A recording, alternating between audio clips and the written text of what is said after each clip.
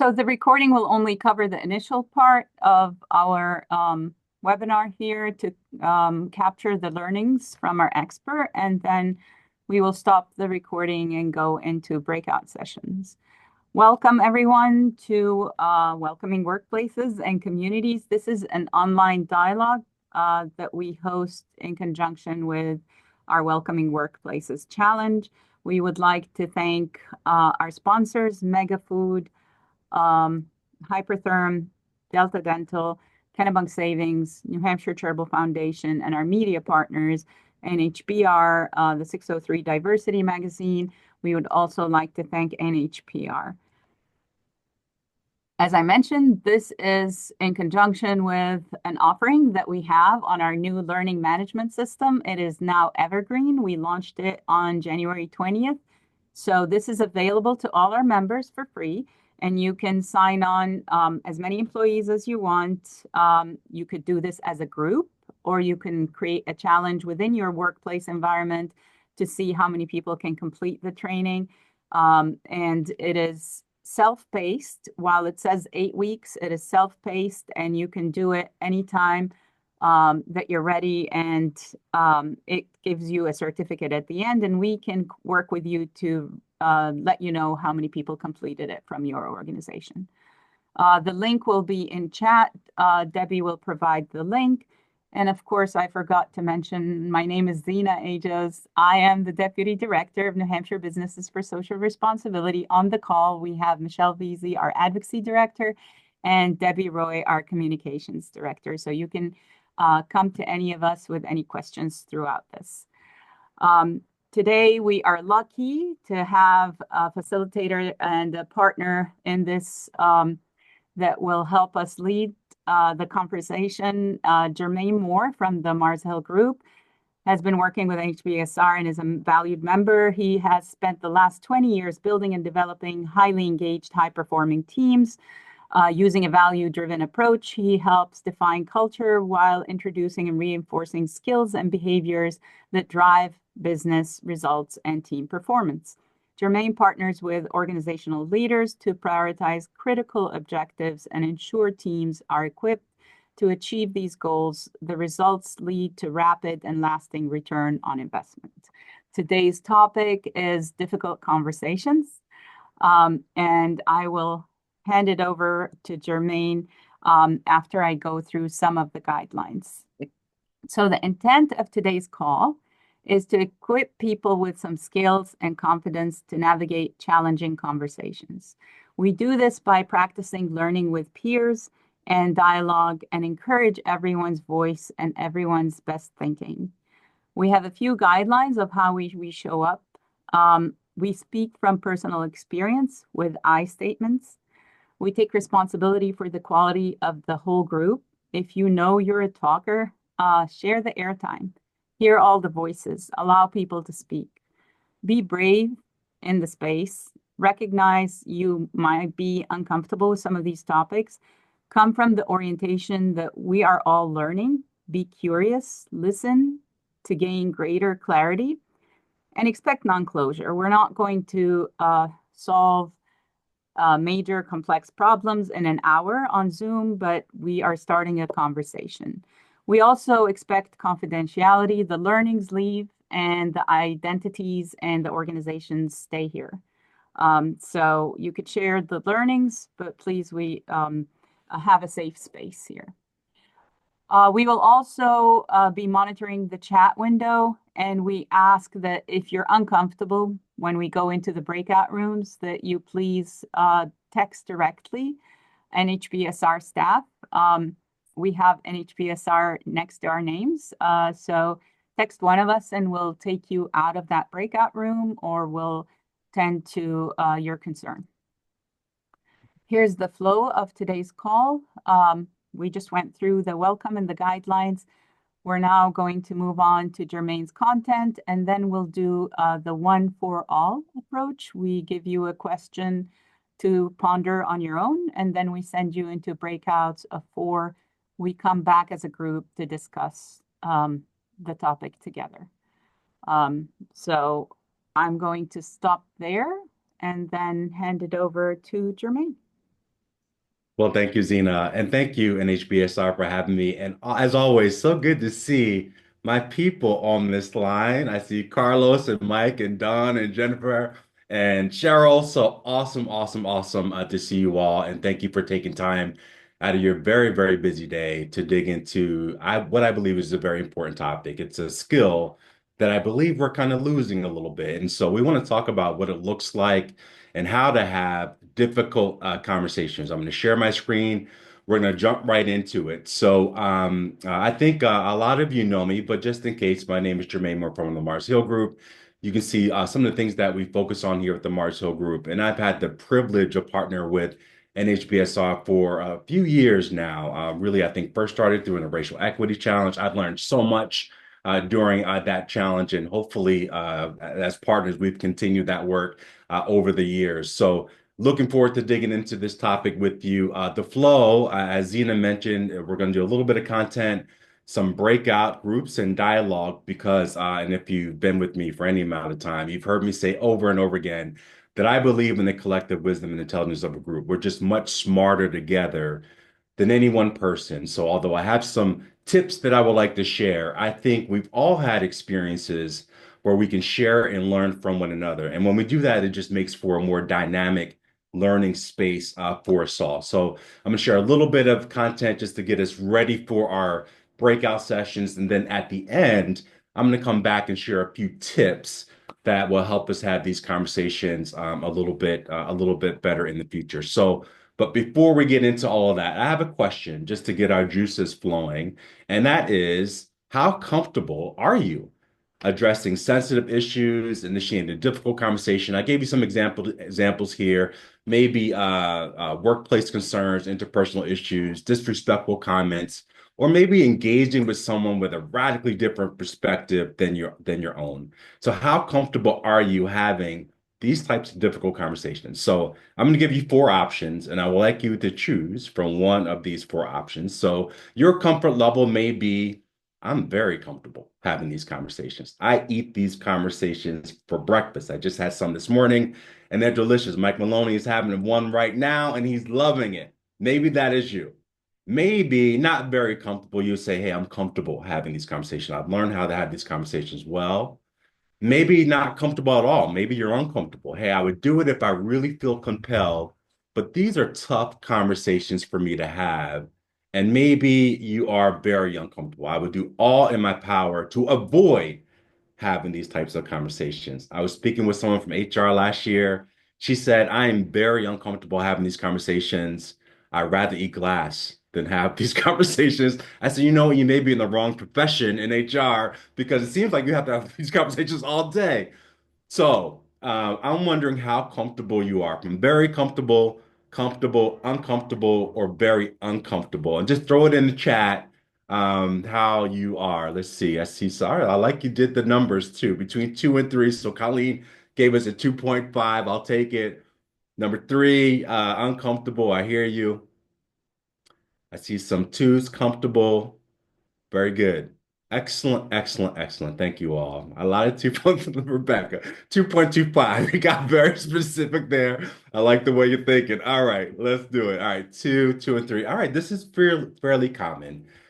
Usually when I ask this question, I rarely get anyone say, I'm very comfortable. I eat these conversations for breakfast. I love having these conversations. Rarely. Every once in a while, but rarely. Most of us are somewhere between comfortable and uncomfortable. And oftentimes that depends on who we're talking to and what the context is, if we're at work or if we're at home. And so I can see how it kind of varies between two and three. And every once in a while, we get a few fours saying, I'm very uncomfortable having these conversations. The reason I asked this comfort level question to you all, because if we wait until we feel comfortable to have these difficult conversations. If we think that is kind of the prerequisite, like I won't have them until I feel comfortable, you may never have these conversations.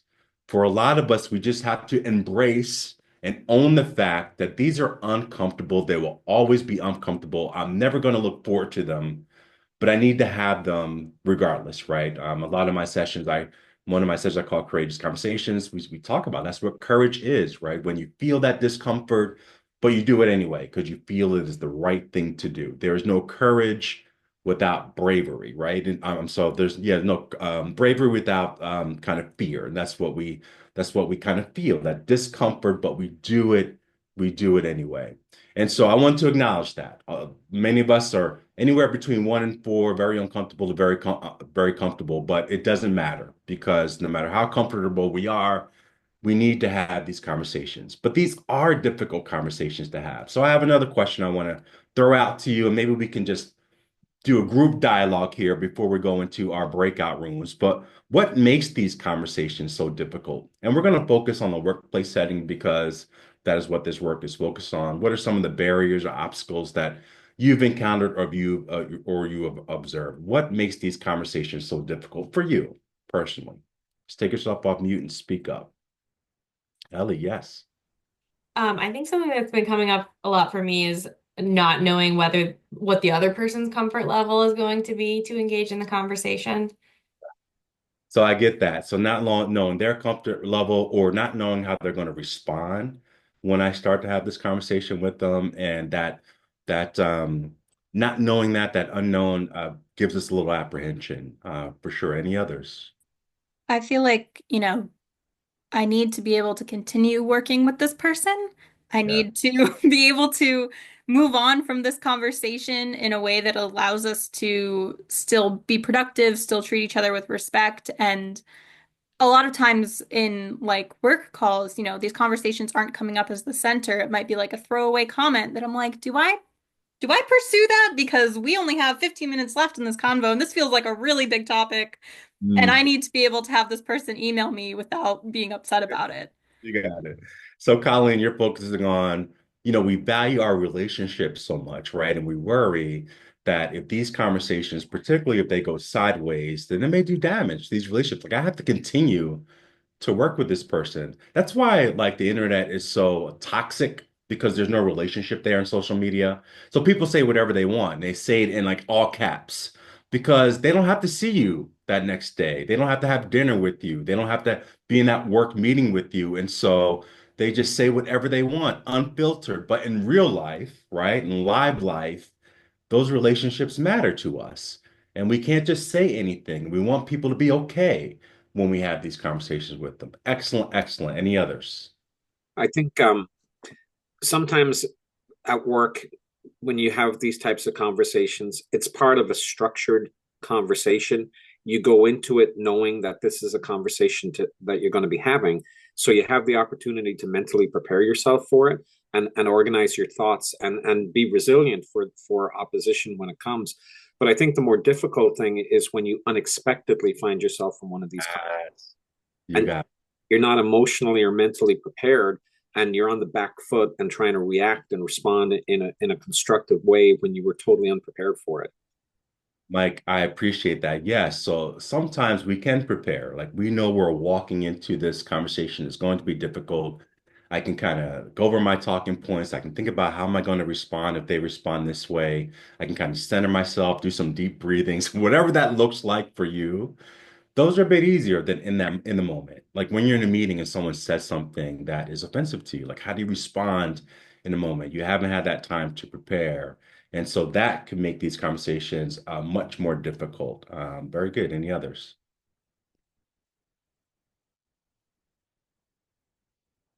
All right.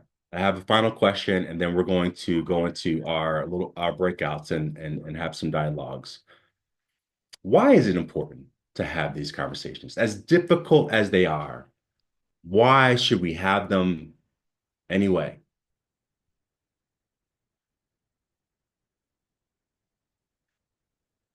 To find common ground.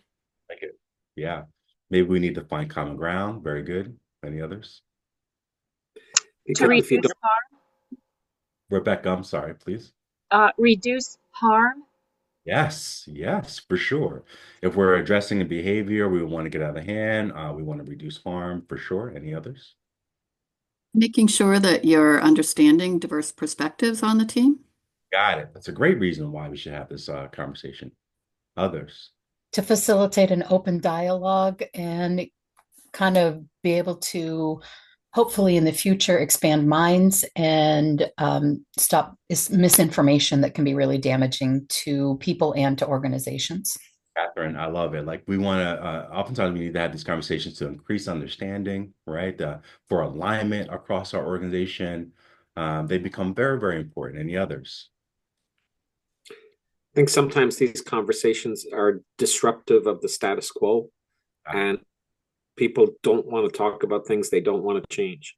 You got it. You got it. You got it. Anna, what are your thoughts? Thanks. We don't want it to fester inside of ourselves. We got to let it out somehow, otherwise it's going to come out in some other not pleasant way.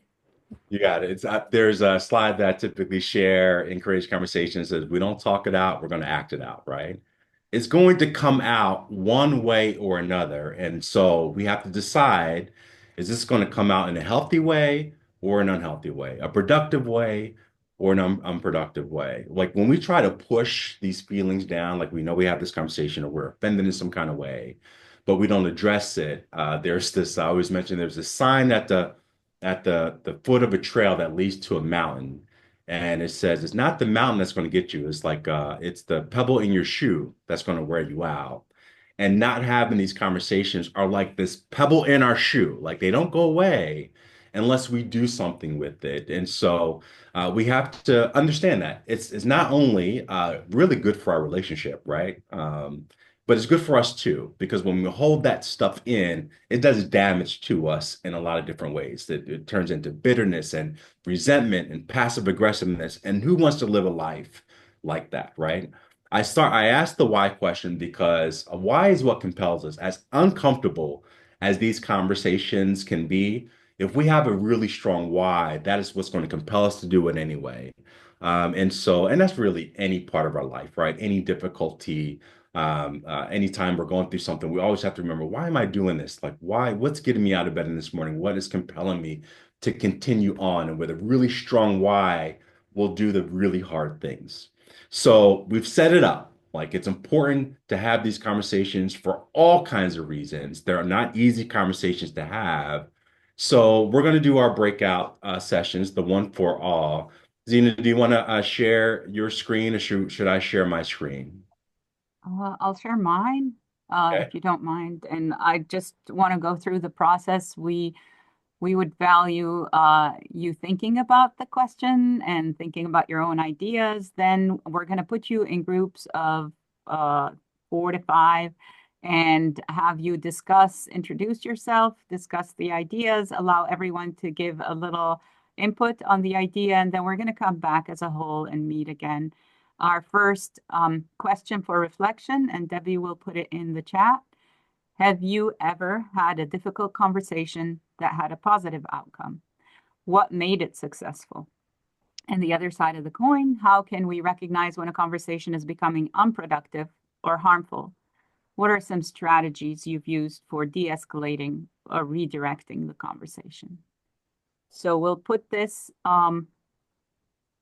in the chat, and then I will